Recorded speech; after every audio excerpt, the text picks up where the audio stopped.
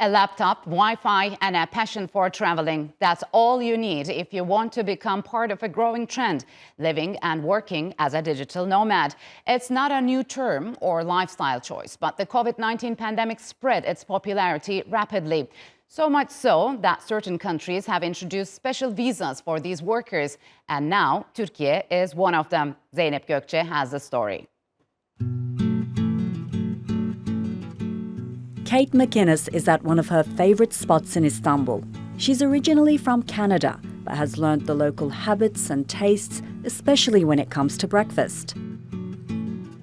She's a freelance travel writer and is one of many who've applied for Turkey's recently introduced digital nomad visa.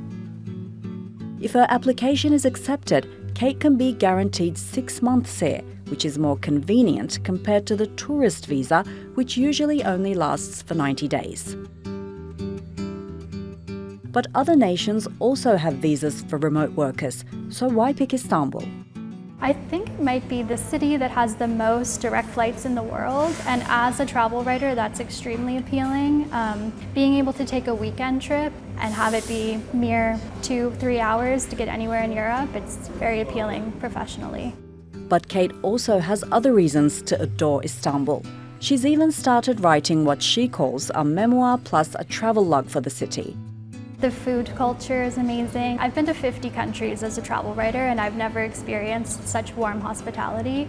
As a solo female traveler, I feel very safe here. Then there are other remote workers heading to the country's south. I'm in Antalya, the crown jewel of the Turkish Riviera. It's a major tourist destination known for its historical sites, beautiful beaches, and vibrant nightlife. While its hot climate can be challenging sometimes, it's still listed as one of the country's most favorite spots among digital nomads. And this co-working space in the heart of the old city is where they like to hang out. It was opened 2 years ago by a digital nomad from the Netherlands. Alex van den Elsen is a business consultant who didn't spend much time in the cities he visited, but that changed with Antalya. For now, he doesn't need to apply for the new visa, but is happy to provide this space for fellow digital nomads. Most of the people come from Western Europe actually, but we do have digital nomads from all over, from Australia, New Zealand, South Africa, US, Canada, also Middle East or North Africa. So it is really a very global audience that we are attracting here. Stefan Eisendijk is one of them. He's a tax advisor for digital nomads. This is his second time in Antalya since he packed his life into a suitcase in 2022. But the next time around, he plans to apply for Turkey's new visa. Coming from a country like Belgium, where I don't necessarily like the weather, if I can say that, it's nice to come to like a climate where it's a bit more warmer year-round. Of course, the lifestyle is also kind of relaxed. So yeah, it would be definitely nice to spend a bit more time here and to maybe do that on a digital nomad visa in one stretch, so you don't always need to like go out of Turkey and come back again. While digital nomads enjoy the country's climate, hospitality and travel-friendly location, for Türkiye it means a boost to its economy and having more highly skilled people around. And now with this visa, the country hopes to gradually become one of the top digital nomad hubs in the world. Zeynep Gökçe, Strait Talk. And now for more on being a digital nomad in Türkiye, joining me from Istanbul is Alen Lepan. He is the economy editor at Daily Sabah. Alen, hello and welcome to Strait Talk, and thanks for joining me. Can you tell us how popular digital nomad visas become globally and how prevalent are they? Digital nomads is a relatively new phenomenon in the world.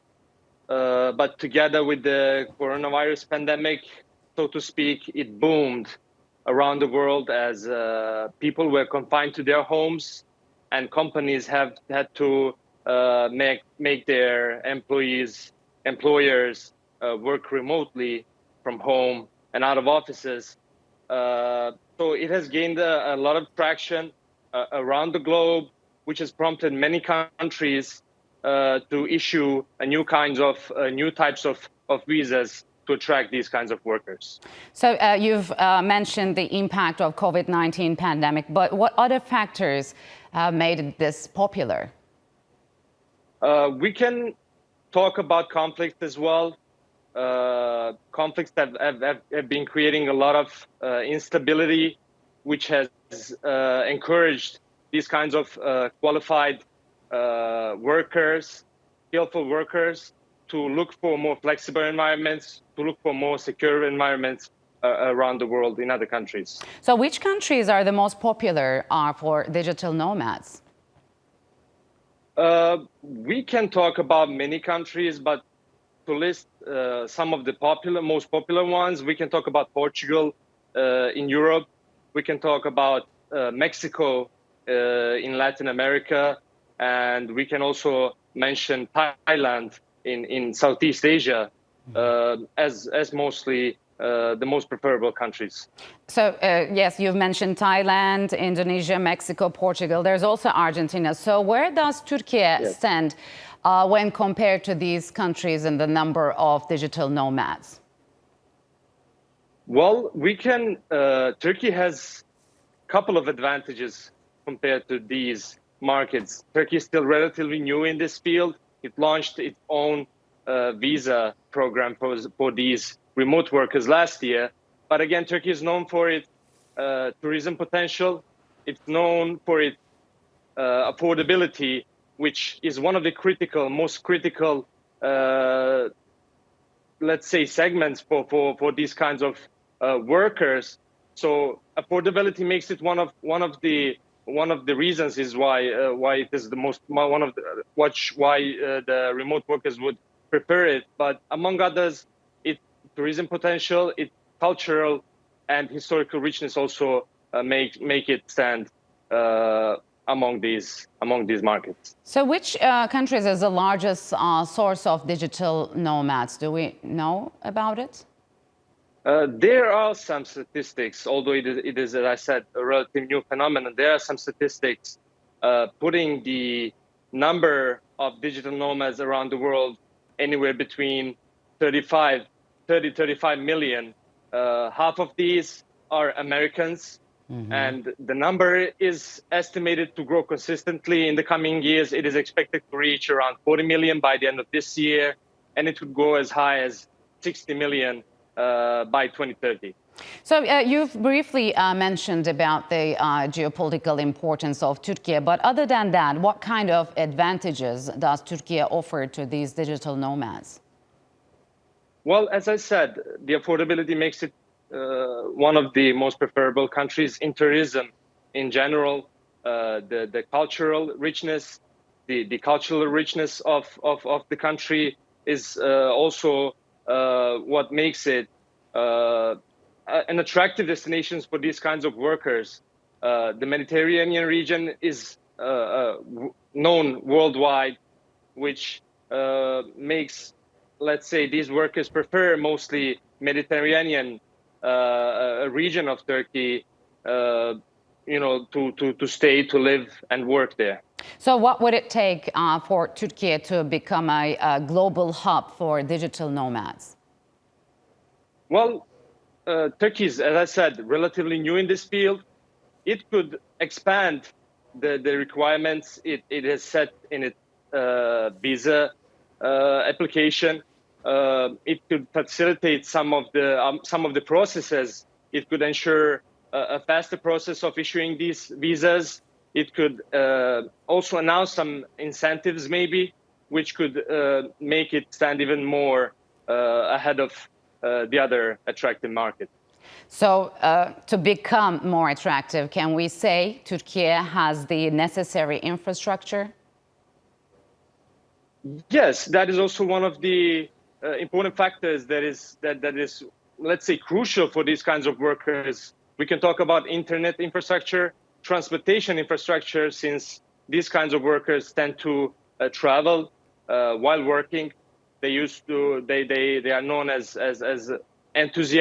being enthusiastic about visiting other regions.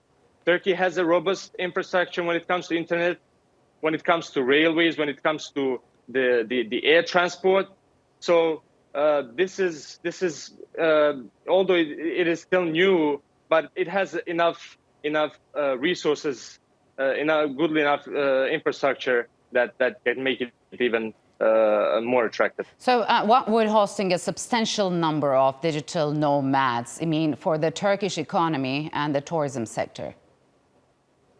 Well, these kinds of workers are known as, they tend to stay in countries longer than the conventional tourists we know.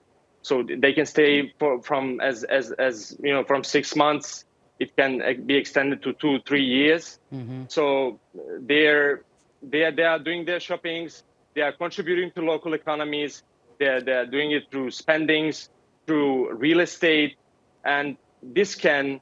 It wouldn't be a surprise if it turns into investment in later period.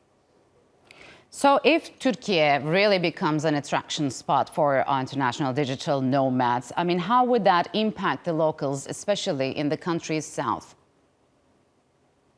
Well, these workers prefer to visit different regions.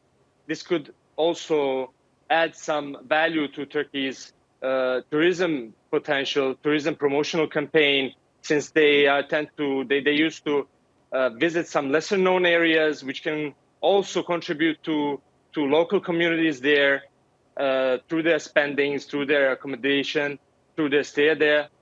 So I think it would be a great value added for the Turkey's promotional campaign, as well as for the local community. So how do you see this trend from Turkey's perspective? I mean, are Turkish citizens also interested in becoming digital nomads? Well, we have seen a number of skillful, let's say qualified Turkish digital nomads who have used to live abroad for a long time. And we have seen Turkey announcing some programs to try to attract these kinds of workers back to Turkey to ramp up its workforce, particularly in technology sector. So, Alen, Turkey is also looking to offer other visas for certain specialists, especially in the tech sector and startups. How popular are these so-called tech specialist visas, and could Turkey also become a hub or a destination for them? Well, this is also a kind of relatively new trend, which is also growing in popularity around the world. Turkey is looking also into this kind of program to attract qualified labor, to attract tech companies, to attract entrepreneurs, to add some value to its technology ecosystem, to add some value to its entrepreneurial ecosystem. And we have seen some details that Turkey is looking to offer these kinds of companies, of tech specialists, of startups, and which will make it an attractive destinations for tech companies and entrepreneurs as well. All right, Alen, unfortunately, we'll have to leave it here. Thank you very much for joining me on Strait Talk.